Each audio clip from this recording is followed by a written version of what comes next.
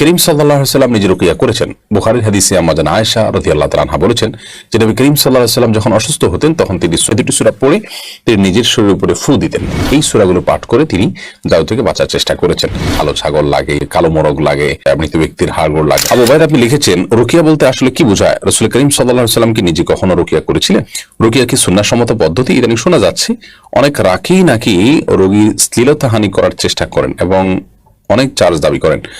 পাশাপাশি কোন কোন রাকি জিন গায়েব জানে এমন ভ্রান্ত আকীদাও পোষণ করে থাকেন। এ বিষয়ে আপনার কাছ থেকে জানতে চাই। খুবই গুরুত্বপূর্ণ একটি প্রশ্ন। রুকিয়া হলো ঝাড়ফুঁক করা, কোরআন এবং হাদিসের কোন আয়াত, দোয়া এটি পাঠ করে পানিতে, খাবারে, কোনো কিছুতে ব্যক্তির উপর ফু দেওয়া, এটাকে সাধারণত রুকিয়া বলা হয়। তো অথবা এই ফু দেওয়া ছাড়াও শুধুমাত্র তেলাওয়াত শোনা, এটাও এক ধরনের রুকিয়া। মানে এক কথায় কোরআন হাদিসের আয়াত এটি তেলাওয়াতের মাধ্যমে চিকিৎসা গ্রহণ করা, কোরআনের আয়াত এবং দোয়া কোরআন হাদিস আপনার থেকে প্রমাণিত, এগুলোকে দিয়ে চিকিৎসা গ্রহণ করা, সেটি পড়ার মাধ্যমে, পাঠের মাধ্যমে এটি রুকিয়া। নবী করিম সাল্লাল্লাহু আলাইহি ওয়াসাল্লাম নিজে রুকিয়া করেছেন। বুখারীর হাদিসে আম্মা জান আয়েশা রাদিয়াল্লাহু তাআলা আনহা বলেছেন যে নবী করিম সাল্লাল্লাহু আলাইহি ওয়াসাল্লাম যখন অসুস্থ হতেন তখন তিনি সূরা ফালাক এবং সূরা নাস এই দুটি সূরা পড়ে তিনি নিজের শরীরের উপরে ফু দিতেন। ফু দিয়ে নিজের শরীরটা তিনি মুছে নিতেন। আর তিনি খুব বেশি অসুস্থ হয়ে গেলে, অর্থাৎ এতটুকু কাজ করতে না পারলে, তখন আমি এই কাজটি তাকে করে দিতাম। তো এই রুকিয়া নবী করিম সাল্লাল্লাহু আলাইহি ওয়াসাল্লাম হাদিসের আলোকে বোঝা যায় তিনি করতেন। আর এছাড়াও তাকে একবার লাবিদ ইবনে আসম নামক একজন ইহুদি জাদু করেছিল, এটিও বুখারীতে বর্ণিত হয়েছে। তার জাদু থেকে রক্ষার জন্য আল্লাহ রাব্বুল আলামিন দুজন ফেরেশতাকে পাঠিয়েছেন, যারা নবী করিম সাল্লাল্লাহু আলাইহি ওয়াসাল্লামকে ঘুমের মধ্যে এই সূরা ইখলাস, সূরা ফালাক, সূরা নাস শিক্ষা দিলেন জাদু থেকে বাঁচার জন্য। অর্থাৎ এই সূরাগুলো পাঠ করে তিনি জাদু থেকে বাঁচার চেষ্টা করেছেন।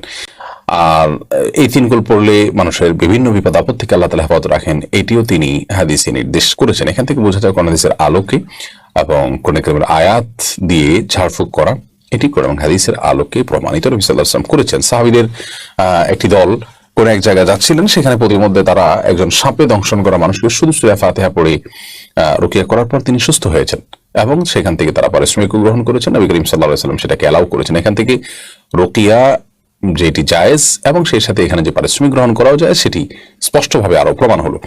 এখন কথা হলো, পারিশ্রমিক নেওয়া জায়েজ দেখে কি আমরা একটু রুকিয়া করে লক্ষ লক্ষ টাকা দাবি করব কিনা? উত্তর হলো না। এটি আলামত এবং লক্ষণ খারাপ। যদি কোনো রাকি লক্ষ লক্ষ টাকা দাবি করে, তাহলে সেক্ষেত্রে সে বিভিন্ন কুফরের আশ্রয় এবং জাদুকরের আশ্রয় কিংবা দুষ্ট জিন বা শয়তানের আশ্রয় নিচ্ছেন কিনা, এটি একটা দেখার মতো বিষয়। কারণ সেখানে অনেক কিছু লাগে। তারা বলে যে কালো ছাগল লাগে, অমুকটা লাগে, তমুকটা লাগে, কালো মোরগ লাগে, তারপরে যে মৃত ব্যক্তির হাড়গোড় লাগে, নাউজুবিল্লাহ, এরকম আরো অনেকগুলো কাজ করে, যে কাজগুলো মূলত জাদুকর এবং আপনার ব্ল্যাক ম্যাজিশিয়ান যারা, তাদের কাজ। অতএব এরকম যদি রাকি হয়, সে রাকি অবশ্যই তাকে পরিত্যাগ করতে হবে। আসলে যেহেতু রুকিয়ার কাজটা অনেকটা গায়েব এর জগৎ নিয়ে কাজ করা, এখানে জিন দেখা যায় না, তার বিরুদ্ধে অ্যাকশন নেওয়া হয়। এই জন্য অনেক দুষ্ট লোক সেখান থেকে অসৎ যে প্রক্রিয়া সেটি অবলম্বন করে থাকে এবং সেখানে মানুষকে প্রতারণা করে থাকে। এই জন্য যারা সত্যিকার রাকি হবেন, প্রথমত তারা কোরআন হাদিসের আলোকেই ঝাড়ফুঁক করবেন, এর বাইরে যাবেন না, তাবিজ দিবেন না, যথাসম্ভব ঝাড়ফুঁক করবেন। তাবিজটাকেই অনেকে আপনার মূল পেশা হিসেবে বানিয়ে নিয়েছে এবং সেখানেও নানা রকমের আজে বাজে ফেরাউন, হামান, নমরুদ ইত্যাদি লেখা আর অনেক উল্টাপাল্টা কাজ আছে, সেগুলো করে। তো রাকি হবেন কোরআন হাদিসের আলোকে ঝাড়ফুঁক করছেন, এক। আর দ্বিতীয়ত হলো, যেই রাকি রুকিয়া করতে গিয়ে, ঝাড়ফুঁক করতে গিয়ে লক্ষ লক্ষ টাকা দাবি করছেন, অস্বাভাবিক কোনো চার্জ দাবি করছেন, তাকে অ্যাভয়েড করতে হবে। কারণ এক্ষেত্রে যেটা বলেছি যে এটি ভ্রান্তিকর বিভিন্ন পদ্ধতির অনুসরণের একটা আলামত হতে পারে।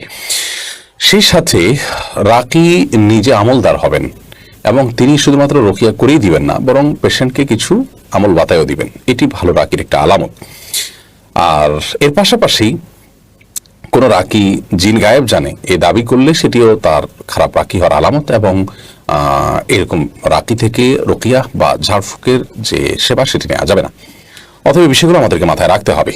কোনো রাকি রোগীর শ্লীলতাহানি করে কোনো নারীর চিকিৎসা করতে গিয়ে এরকম পরিবেশ তৈরি হয় তখনই, যখন রোগী এবং রাকি উভয়ে ভুল পদ্ধতি অবলম্বন করেন। আর সে ভুলটা হলো যে কোনো মেয়ে রোগীর চিকিৎসা করতে হলে সেখানে একাকী রাকি এবং রোগী থাকবেন না, বরং নবী করিম সাল্লাল্লাহু আলাইহি ওয়াসাল্লাম বলেছেন, লা ইয়াখলুওয়ান্না রাজুলুন বিইমরাতিন, একজন পুরুষ শুধুমাত্র একজন নারীর সাথে একাকী নির্জনে কোথাও সময় কাটাবে না।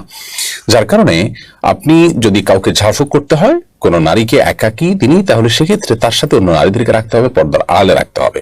আপনি অপর প্রান্তে থাকবেন, অথবা আপনার সাথে অন্যান্য পুরুষরা থাকবে, তিনি পর্দার আড়ালে একাকী থাকবেন। এক কথায় ফিতনার আশঙ্কা যেটি, সেটিকে সম্পূর্ণরূপে দূর করে তারপর রুকিয়া করতে হবে।